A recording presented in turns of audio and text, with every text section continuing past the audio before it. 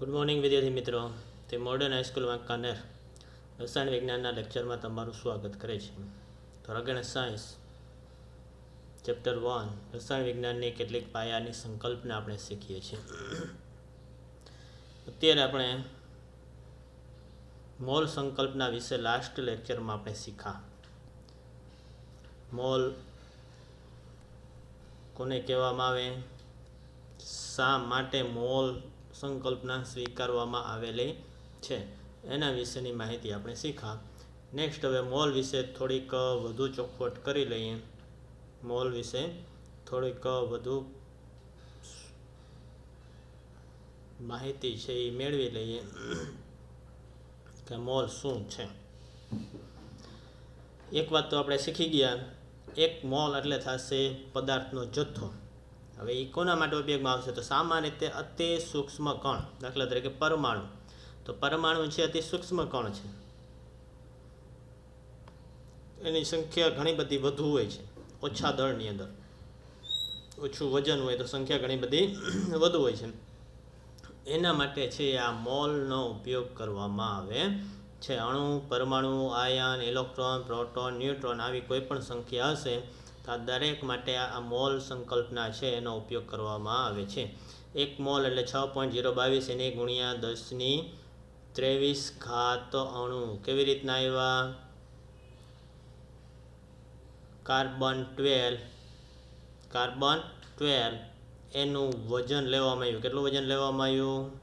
12 ગ્રામ. એની અંદર રહેલા પરમાણુની સંખ્યા હતી એને સ્ટાન્ડર્ડ ગણવામાં આવ્યો, પ્રમાણિત ગણવામાં આવેલું છે. એના ઉપરથી છે એ મોલ નક્કી કરવામાં આવેલો છે. એટલે કોઈ પણ પદાર્થનો એક મોલ કહેવામાં આવે. દાખલા તરીકે કાર્બનનો 1 મોલ છે. કાર્બનનો કેટલો મોલ છે? 1. તો એની અંદર પરમાણુની સંખ્યા કેટલી? 6.022 એને ગુણ્યા 1023.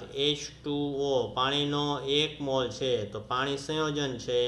સંયોજન હોય તો એની અંદર અણુ હશે, તો પાણીનો 1 મોલ કહેવામાં આવે. 1 મોલ પાણી, તો એની અંદર અણુ કેટલા હશે? 6.022 એને ગુણ્યા 1023. કોઈ વ્યક્તિ 2 મોલ પાણી પી ગયેલો છે, કેટલા અણુ પીધા હોય? તો 2 ગુણ્યા 6.022 એને ગુણ્યા 1023. ખાસ યાદ રાખજો, 2 મોલ કીધા છે. 2 મોલ પાણી પીધો મતલબ 6.022 એને ગુણ્યા 1023 અણુ પીધા છે. હવે અણુ ક્યારે કહેવાય અને પરમાણુ ક્યારે કહેવાય? જ્યારે સંયોજન હશે, H2O, NaCl, H2SO4 આવા બધા સંયોજન છે. તો સંયોજન હશે ત્યારે એના ઘટકની સંખ્યા એટલે કે અણુ થયા. 1 મોલ H2SO4 તો મતલબ એવો થયો H2SO4 ના 1 મોલ એટલે 6.022 એને ગુણ્યા 1023 અણુ છે. તત્વ હોય તો એના ઘટક છે એ પરમાણુ છે. કાર્બન કહેવામાં આવ્યું, કાર્બન તત્વ છે, બરાબર છે. તો એ પરમાણુની સંખ્યા આવશે. 1 મોલ કાર્બન, તો એનો મતલબ એવો થશે 1 મોલ કાર્બન C, તો એનો મતલબ એવો થશે એની અંદર કાર્બનના 6.022 એને ગુણ્યા 1023 અણુ રહેલા હશે. હવે અણુ અહીંયા કાર્બન છે એટલે તત્વ છે, તો એ અણુ છે એ કેવા સ્વરૂપે છે? તો આણ્વીય સ્વરૂપે નથી, એટલે કાર્બન છે ને એના માટે કહેવામાં આવશે પરમાણુ. હાઇડ્રોજન, તો હાઇડ્રોજનની અંદર 2 બાબત હશે. હાઇડ્રોજન વાયુ છે, તો એ હાઇડ્રોજન વાયુ છે H2 અણુ બનાવશે. તો આવા વાયુ માટે છે એ H2 અણુ ખાલી હાઇડ્રોજનનું 2 ગ્રામ કહેવામાં આવેલું. એક હાઇડ્રોજનના 2 મોલ, તો હાઇડ્રોજન આણ્વીય સ્વરૂપમાં રહેલા છે એટલા માટે એના અણુ આવશે. જે તત્વો હશે પરમાણુ સ્વરૂપમાં રહેલા છે એટલા માટે એના પરમાણુ હશે. હાઇડ્રોજનના 1 મોલ અથવા હાઇડ્રોજન વાયુના 1 મોલ એવું કહેવામાં આવે તો એનો મતલબ એવો થશે હાઇડ્રોજન વાયુના 6.022 એને ગુણ્યા 1023 અણુ છે. તો એની અંદર પરમાણુ કેટલા હોય? તો 1 અણુ લેવામાં આવે હાઇડ્રોજનનો, તો H2 સ્વરૂપે છે. તેની અંદર 2 પરમાણુ મળીને 1 અણુ બનાવે છે. તો પરમાણુ સંખ્યા એના કરતાં ડબલ. પરમાણુ કેટલા હોય? તો 2 મોલ થશે. અણુની અંદર 1 મોલ હાઇડ્રોજન લેવામાં આવેલો છે તો પરમાણુ એના કરતાં છે એ 2 ગણા થશે, બરાબર છે. તો આ પ્રમાણે અણુ કોઈપણ પદાર્થનો કહેવામાં આવે તો 6.022 Na × 10⁻23 અણુ થશે જ્યારે એ સંયોજન સ્વરૂપે હોય ત્યારે, અથવા 6.022 Na × 10⁻23 પરમાણુ થશે જ્યારે એ તત્વ સ્વરૂપમાં હોય ત્યારની વાત છે. હવે આ પ્રમાણેના અણુ, પરમાણુ કે આયન છે એની સંખ્યા છે. હવે કોઈપણ પદાર્થનું વજન કહેવામાં આવશે તો વજન કે દળ છે એ ગ્રામમાં આવશે, તો ગ્રામમાંથી એને દર્શાવવામાં આવશે મોલ સ્વરૂપે, અને મોલ પરથી આપણે અણુ, પરમાણુ કે આયનની સંખ્યા નક્કી કરી શકીએ. એટલે કોઈપણ પદાર્થનું દળ આપેલું તો આપણે અણુ, પરમાણુ કે આયનની સંખ્યા નક્કી કરી શકશું, બરાબર છે. હવે અહીંયા કોઈ પણ પદાર્થ આપેલો હશે, દાખલા તરીકે Fe આપેલું છે લોખંડ, તો લોખંડ છે 2-3 સ્વરૂપે કહી શકીએ. Feના 2 મોલ એવું કહેવામાં આવે. Fe આયન એના 2 મોલ, બરાબર છે. તેનો મતલબ એવો થયો Feના પરમાણુ છે 6.022 Na × 10⁻23, આ 1 મોલના Na × 2 કરવામાં આવે એટલે 2 × 6.022 Na × 10⁻23, તો આટલા પરમાણુ થયા. Fe તત્વ છે એટલા માટે એના પરમાણુ, બરાબર છે. Fe તત્વ છે એટલા માટે એના પરમાણુ. હવે H2O કહેવામાં આવે પાણી, તો H2O માટે આપણે પરમાણુય દળ, આણ્વીય દળ છે યાદ રાખ્યું છે. હાઇડ્રોજન માટે આશરે 1 છે પરમાણુય દળ, ઓક્સિજન માટે પરમાણુય દળ 16 છે. એટલે આ આપણને ઈઝી પડશે. આનું ઉદાહરણ લઈ, H2Oના 1 મોલ, H2Oના 1 મોલ એટલે 6.022 Na × 10⁻23 અણુ. H2Oના 2 મોલ, H2Oના 2 મોલ તો એનો મતલબ એવો થશે H2Oના 2 × 6 મોલ એટલે થશે 6.022 Na × 10⁻23. 2 ડઝન કીધું હોય તો 1 ડઝનના સંખ્યા 12, તો 2 × 12 કરવાનું થાય. એવી રીતના 2 મોલ મતલબ 2 × મોલની કિંમત સંખ્યા 6.022 Na × 10⁻23, એટલે 2 × 6.022 Na × 10⁻23 એટલા છે H2Oના અણુ થાય. એટલા H2Oના શું થશે?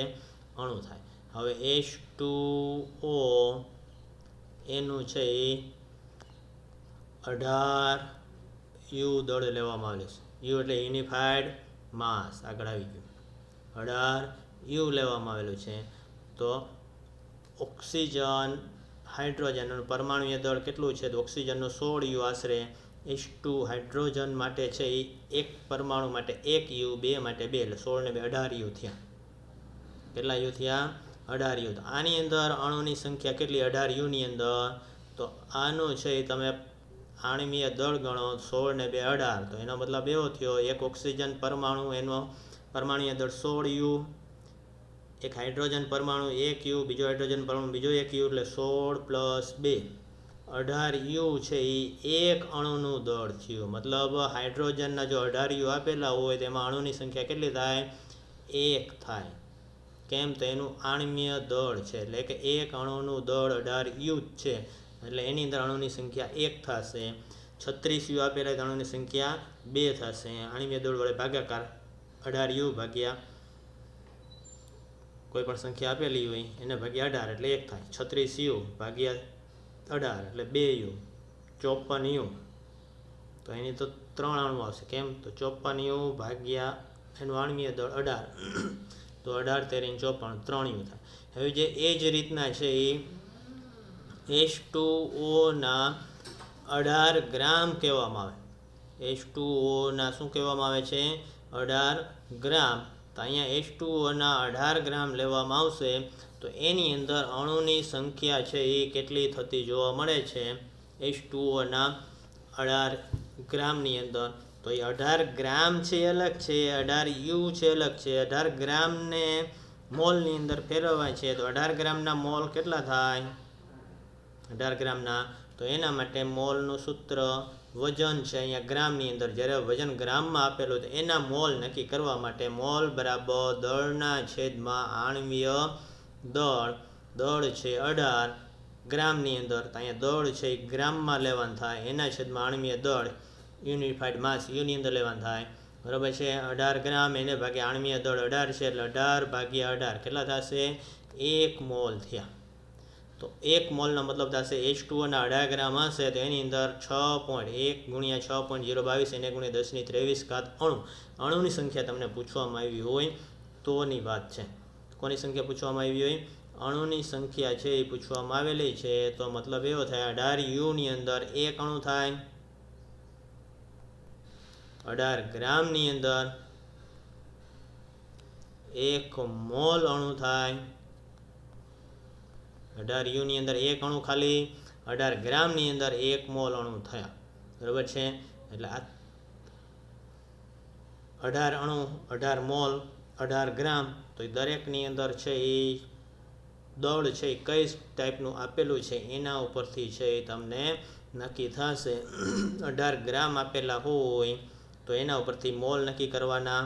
18 ગ્રામ H2O તો મોલ આપણે નક્કી કર્યા. મોલ બરાબર દળ છેદમાં આણ્વીય દળ છે 18 ગ્રામ, એના છેદમાં આણ્વીય દળ 18 H2Oનું. કેવી રીતના? તો ઓક્સિજન 16 પ્લસ હાઇડ્રોજન 2 તો 18 મોલ 1 થાય. 1 મોલ એટલે કેટલું થાય? 6.022 એને ગુણ્યા 6.022 એને ગુણ્યા 10⁻23 અણુ થયા. કેટલાની અંદર? 18 ગ્રામની અંદર H2Oના. એવી રીતના H2Oનું છે 18 યુનિફાઈડ માસ દળ છે તો એની અંદર તો H2Oનું 18 યુનિફાઈડ માસ તો 18 છેદમાં 18 યુ, બે યુની અંદર જ છે, બરાબર છે. એટલે એક પરમાણુ થયા, એ પરમાણુ અણુ થયા. એક અણુની સંખ્યા 18 યુનિફાઈડ માસ 18 ભાગ્યા 18, એક અણુની કિંમત એ 18 છે. આ દળ 18 યુનિફાઈડ માસ જ છે તો એક અણુ થયો છે 18 યુનિફાઈડ માસ દળ. યુનિફાઈડ માસ, એક યુનિફાઈડ માસ એટલે કેટલું? તો આગળ આપણે શીખી ગયા, યાદ કરજો, બરાબર છે. એવી જ રીતના 18 મોલ કહેવામાં આવે H2Oના.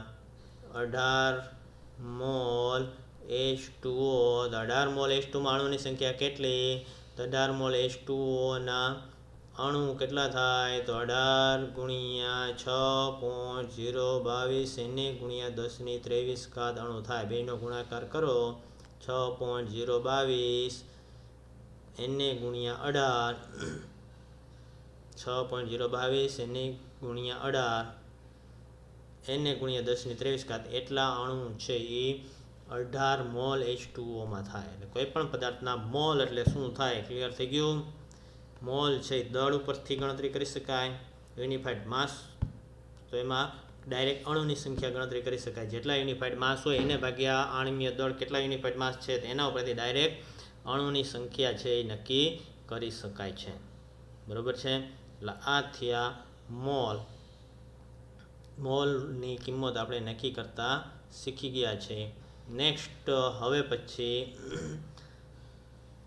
નો પોઈન્ટ છે એ આપણે શીખીએ. હવે પછીનો પોઈન્ટ જે આવે છે તે બંધારણીય ટકાવારી. શું શીખવાનું છે? બંધારણીય ટકાવારી. કોઈ પણ પદાર્થના બંધારણીય ટકાવારી છે એ નક્કી કરવી હોય તો એ કેવી રીતના નક્કી થશે? હજી સુધી આપણે આપેલ નમૂનામાં હાજર સ્પીસીસની સંખ્યા સાથે સંકળાયેલ, મોલ એટલે એની અંદર સંખ્યા કેટલી છે એની સાથે સંકળાયેલા હતા. પરંતુ ઘણી વખત સંયોજનમાં રહેલા તત્વના ટકા પણ જાણવા જરૂરી બને છે. સંયોજનની અંદર કોઈ પણ તત્વ રહેલું છે તો એનું ટકાવાર દળ કેટલું છે એ પણ જાણવું જરૂરી બને છે. આ ટકાવાર દળ છે એને કહેવામાં આવે છે બંધારણીય ટકાવારી અથવા સંઘટનીય ટકાવારી. સંઘટનીય એટલે અંદર જે તે સંયોજનની રચનામાં કયા કયા ઘટક રહેલા છે એની ટકાવારી એટલે સંઘટનીય ટકાવારી. એટલે તત્વનું ટકાવાર દળ જાણવું પણ ઘણી બધી વખતે જરૂર બને છે. ધારો કે તમને કોઈ એવું અજ્ઞાત સંયોજન આપવામાં આવેલ છે તો તમને પ્રથમ છે એ પ્રશ્ન પૂછશો કે એનું સૂત્ર શું થાય. અજ્ઞાત મતલબ જાણીતો પદાર્થ નથી એવો પદાર્થ તમને દઈ દીધો છે. તો કોઈ પણ પદાર્થ છે જાણીતો નથી એવો આપી દીધો છે તો આપણે પહેલાં પૂછીએ આનું સૂત્ર શું થાય. પદાર્થ મળી આવ્યો તો એમાં કંઈ સૂત્ર દેખાતું ન હોય. પાણી લેવામાં અંદર H ને O છે ઉડતા ન હોય, દેખાય નહીં કે આનું અણુસૂત્ર H2O થાય. તો એ સૂત્ર કેવી રીતના નક્કી કરવામાં આવે છે? તો એના માટે સૌથી પહેલાં એની અંદર રહેલા ઘટક તત્વો છે કયા કયા છે એ નક્કી કરવામાં આવે. ઘટક તત્વો નક્કી કર્યા પછી એની દળથી પ્રમાણ કેટલું છે, એટલે કે ટકાવાર પ્રમાણ કેટલું છે તે નક્કી કરવામાં આવે. એ ટકાવાર પ્રમાણ ઉપરથી એનું અણુસૂત્ર નક્કી કરવામાં આવે છે. ત્યાર પહેલાં વચ્ચે એક પોઈન્ટ આવશે, આણ્વીય દળ નક્કી કરવાનો. એ આણ્વીય દળ નક્કી કરવાનો આપણે 12માં જોઈશું. પણ બંધારણીય ટકાવાર દળ પ્રમાણ ઉપરથી આપણે અણુસૂત્ર નક્કી કરી શકીએ છીએ. કોઈપણ પદાર્થની અંદર જે તે તત્વ રહેલું છે એ તત્વને પ્રાયોગિક રીતે ટકાવાર દળ છે એ નક્કી કરવામાં આવે છે. એ તમે ફ્યુચરમાં જોશો કોલેજની અંદર. પણ અત્યારે સૈદ્ધાંતિક રીતે ટકાવાર દળ પ્રમાણ કેટલું થાય છે અણુસૂત્ર ઉપરથી આપણે નક્કી કરવાનું છે. અણુસૂત્ર ઉપરથી આપણે અત્યારે નક્કી કરી શકીશું. પ્રાયોગિક રીતે છે એ તત્વને અલગ કરવાનું થાય. તત્વને અલગ કરીને એમાંથી જેટલા તત્વો રહેલા છે એ પ્રમાણે એનું 100 ગ્રામમાંથી કેટલું વજન થાય છે, ટોટલ વજનમાં કેટલું પ્રમાણ, અને એ પ્રમાણ પછી ટકાવાર પ્રમાણ નક્કી થાય પ્રાયોગિક રીતે. અત્યારે આપણે સૈદ્ધાંતિક રીતે સૂત્ર ઉપરથી નક્કી કરશું. બરાબર છે? તો અહીંયા ધારો કે તમને કોઈ એવું નવું પદાર્થ અથવા અજ્ઞાત સંયોજન આપવામાં આવેલું છે, પહેલો આપણને પ્રશ્ન થાય કે આનું સૂત્ર શું થાય છે? તો એ સૂત્ર છે એ કેવી રીતના જાણવા મળે છે, અને તેમાં ઘટકો કયા કયા રહેલા છે, ઘટકો શું છે અને કયા પ્રમાણમાં તે પદાર્થમાં રહેલા છે, ઘટક છે એ કયા પ્રમાણમાં રહેલા છે. તો જ્ઞાત સંયોજન માટે પણ આવી માહિતી વડે શુદ્ધ નમૂનામાં રહેલા તત્વોની ટકાવારી ગણતરી પ્રમાણેની છે કે નહીં તેને તપાસી શકીએ છીએ. કોઈ પણ જાણીતો નમૂનો છે, જ્ઞાત સંયોજન મતલબ જાણીતો નમૂનો છે, એના પરને પણ આ જે માહિતી ટકાવાર દળ પ્રમાણ એ ટકાવારીની તત્વોની ટકાવારી ગણતરી પ્રમાણેની છે કે નહીં આપણે ચેક કરી શકીએ. આગળ આપ્યું હતું કોપર કાર્બોનેટ, એમાં ઘટક તત્વનું ટકાવાર દળ પ્રમાણ નિશ્ચિત પ્રમાણના નિયમની અંદર, તો એ બરોબર છે કે નહીં આપણે ચેક કરી શકીએ છીએ. બીજા શબ્દોમાં પ્રાપ્ત માહિતીના પૃથ્થકરણ પરથી નમૂનાની શુદ્ધતા પણ પારખી શકીએ છીએ. જે તે તત્વ છે એનું ટકા છે એ પ્રમાણ જળવાય છે કે નહીં તો એના ઉપરથી એની શુદ્ધતા નક્કી કરી શકીએ. દાખલા તરીકે પાણી છે એની શુદ્ધતા નક્કી કરવી હોય તો H2O પાણી માટે મીટર આવે છે. દ્રાવ્ય સુધી કેટલી છે નક્કી કરવા માટે જુદી જુદી દ્રાવ્ય સુધી માટે જુદી જુદી મીટર છે એની મદદથી અશુદ્ધિ છે કે નહીં નક્કી કરી શકીએ. બીજા કોઈ પણ પદાર્થ હશે તો એમાંથી તત્વનું પ્રમાણ કેટલું ટકા પ્રમાણે તો એ તમે નક્કી કરી શકશો. કેટલા પ્રમાણમાં જે તે પદાર્થ છે એમાં શુદ્ધતા રહેલી છે, એટલે નમૂનાની શુદ્ધતા પારખી શકીએ છીએ. અણુસૂત્ર મુજબ ટકા ન મળે તો અશુદ્ધિ રહેલી છે એવું નક્કી થાય તત્વને. તો આ સમજ માટે આપણે પાણીના નમૂનાનું ઉદાહરણ લઈએ. પાણીમાં હાઇડ્રોજન અને ઓક્સિજન 2 તત્વો રહેલા છે, તેથી એનું ટકાવાર દળ પ્રમાણ નીચે મુજબ નક્કી કરી શકીએ છીએ. કોઈપણ તત્વનું ટકાવાર દળ પ્રમાણ સંયોજનમાંથી નક્કી કરવું હોય, શેમાંથી નક્કી કરવું છે? સંયોજનમાં રહેલા તત્વનું દળ પ્રમાણ નક્કી કરવું છે તો એના માટેનું સૂત્ર ટીક કરજો અને યાદ રાખવાનું છે. તત્વની દળ ટકાવારી, તો સંયોજનમાં તે તત્વનું દળ, સંયોજનમાં તત્વનું દળ એના છેદમાં સંયોજનનું મોલર દળ, બેયનો જે ગુણોત્તર મળે કે ભાગાકાર મળે એને ગુણ્યા 100, અથવા તો સંયોજનમાં જે તે તત્વ જેની ટકાવારી નક્કી કરવી છે તત્વનું દળ ગુણ્યા 100 છેદમાં સંયોજનનું મોલર દળ. મોલર દળ કેટલું થાય? તો અણુભાર જેટલું એનું વજન થાય તો એનું મોલર દળ છે. અણુભાર કેટલો થાય તો આગળ શીખી ગયા આપણે. અણુભાર જેટલું ગ્રામમાં વજન લેવામાં આવે તો એ એનું મોલર દળ છે. બરાબર છે? દાખલા તરીકે પાણીનું મોલર દળ 18.02 ગ્રામ છે. પાણી H2O ઓક્સિજનનું પરમાણ્વીય દળ 16 પ્લસ હાઇડ્રોજનનું 1.008. એના ઉપરથી હાઇડ્રોજન માટે 2 પરમાણુ 2.016 પ્લસ 16 એટલે 18.016 એટલે 18.02 આશરે લીધેલું છે. એટલું આણ્વીય દળ થાય પાણીનું, તો એનું ગ્રામમાં વજન તો એને કહેવામાં આવે છે મોલર દળ. હવે આપણે H2Oમાં 2 તત્વ રહેલા છે એક હાઇડ્રોજન અને ઓક્સિજન બેયનું ટકાવાર દળ ગણીએ તો હાઇડ્રોજનનું ટકાવાર દળ ટકા તો સંયોજનમાં તે તત્વનું દળ સંયોજનમાં હાઇડ્રોજનનું દળ કેટલું છે તો એ નક્કી કરવા માટે હાઇડ્રોજનના પરમાણુ કેટલા છે 2 એને ગુણ્યાનું પરમાણુ દળ કેટલું છે 1.008 આ થયું સંયોજનમાં તત્વનું દળ જેટલા પરમાણુની સંખ્યા હોય તે એને ગુણ્યા એનું પરમાણુય દળ તો એ સંયોજનમાં તત્વનું દળ થયું કોઈ પણ સંયોજનમાં તત્વનું દળ નક્કી કરવું હોય તો જે તે તત્વ છે એની સંખ્યા પરમાણુની સંખ્યા એને ગુણ્યા એનું પરમાણુય દળ તો એ સંયોજનમાં તત્વનું દળ એના છેદમાં આણ્વીય દળ જે જવાબ આવે એને ગુણ્યા 100 એટલે પાણીમાં હાઇડ્રોજનનું ટકાવાર દળ અથવા હાઇડ્રોજનના દળથી ટકા 2 ગુણ્યા 1.008 ગુણ્યા 100 છેદમાં 18.02 એટલે 11.18 મળ્યું. કેટલું મળ્યું 11.18. એવી રીતના ઓક્સિજનના દળથી ટકા ઓક્સિજન પરમાણુ એક જ છે એટલે એનું પરમાણુ દળ 16 ભાગ્યા 18.02 જે જવાબ આવ્યો એને ગુણ્યા 16 88.79 એ આનું ટકાવાર દળ પ્રમાણ છે એ નક્કી થયું. ઓક્સિજનના ટકા કેટલા થાય H2O તો 88.79 દળથી હાઇડ્રોજન દેખાય છે 2 પણ એના ટકા ઓછા કેમ કે હલકો હોય છે હળવો હોય છે વજનમાં 11.18 તો આ દળથી ટકા થયા. દળથી કેટલું થાય આટલું થાય 100 ગ્રામ દળ લેવામાં આવે તેમાંથી 88.79 ગ્રામ છે ઓક્સિજનને કારણે દળ છે 11.18 ગ્રામ છે હાઇડ્રોજનને કારણે દળ છે પાણીનું રહેલું હશે. ક્લિયર. બીજું એક ઉદાહરણ ઇથેનોલ તો ઇથેનોલનું સૂત્ર આપણને આવડતું હોવું જોઈએ. ઇથેનોલમાં કાર્બન હાઇડ્રોજન ઓક્સિજનના ટકા કેટલા નક્કી કરવાના. ઇથેનોલનું સૂત્ર ધોરણ 10 ની અંદર શીખી ગયા છો C2H5OH.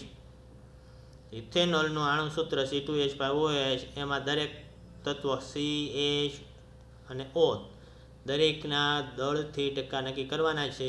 તો પહેલાં ઇથેનોલનું મોલર દળ નક્કી કરવાના થશે. કાર્બન 2 છે 2 ગુણ્યા 12.01 એને ગુણ્યા 2. હાઇડ્રોજન 5 ને 1 6 છે એટલે 6 ગુણ્યા 1.008. આ પરમાણુય દળ છે તમને રકમમાં આપેલ હોય છે જ્યારે દાખલો ગણવાનો થશે ત્યારે. અત્યારે હાલ પૂરતું પાછળ એક કોષ્ટક મેં તમને બતાવ્યું હતું આગલા લેક્ચરમાં અહીંયાથી લઈ લેવાનું છે જે તે તત્વનું દળ છે.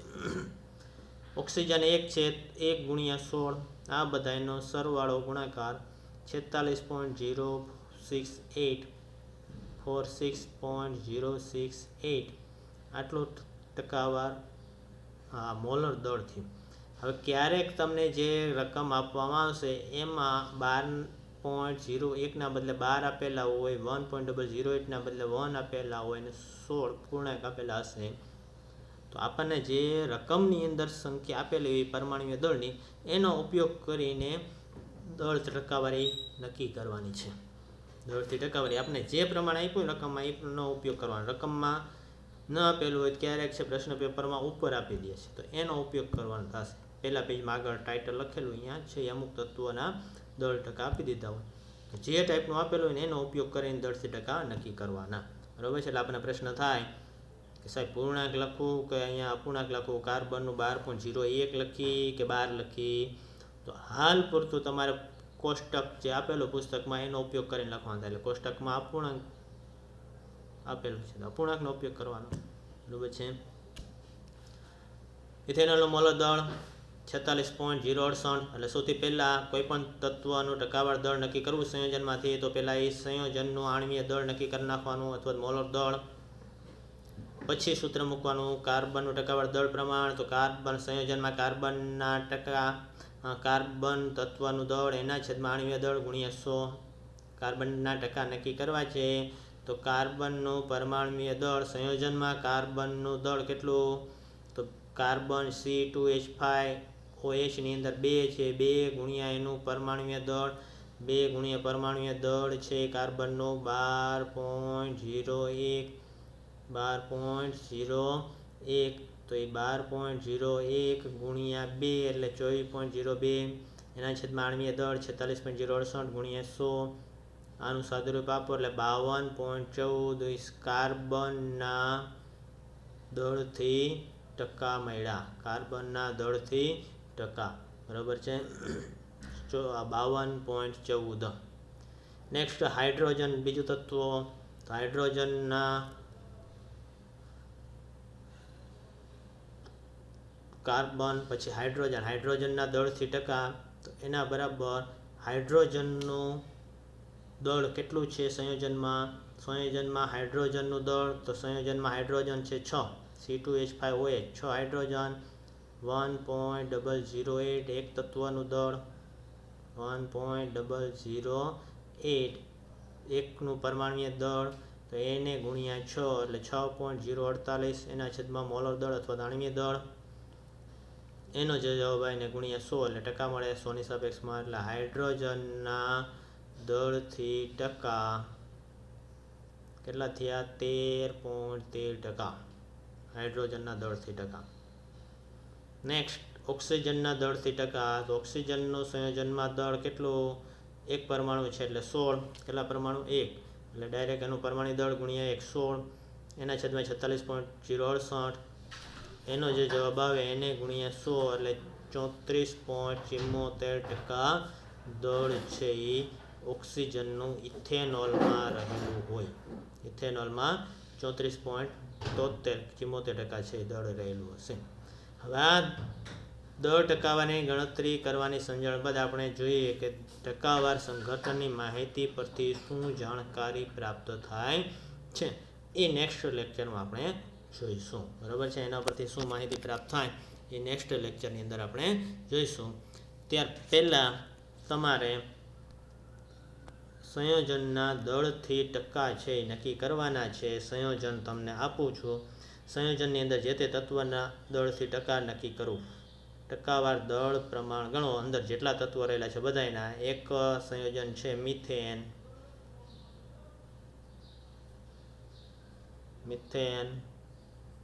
સૂત્ર આવડે છે. બીજું છે કાર્બન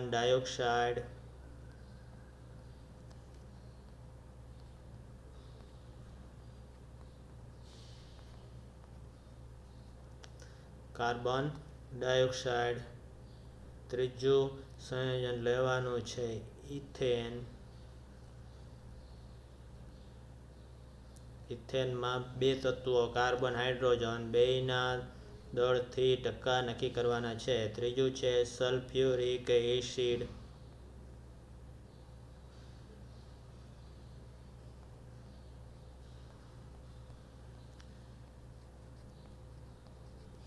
સલ્ફ્યુરિક એસિડમાં દળથી ટકા નક્કી કરવાના છે. એટલે 4 સંયોજન, એની અંદર જે તે તત્વના દળથી ટકા તમારે નક્કી કરવાના છે. Clear? Thank you very much. Next લેક્ચરમાં આપણે મળીશું.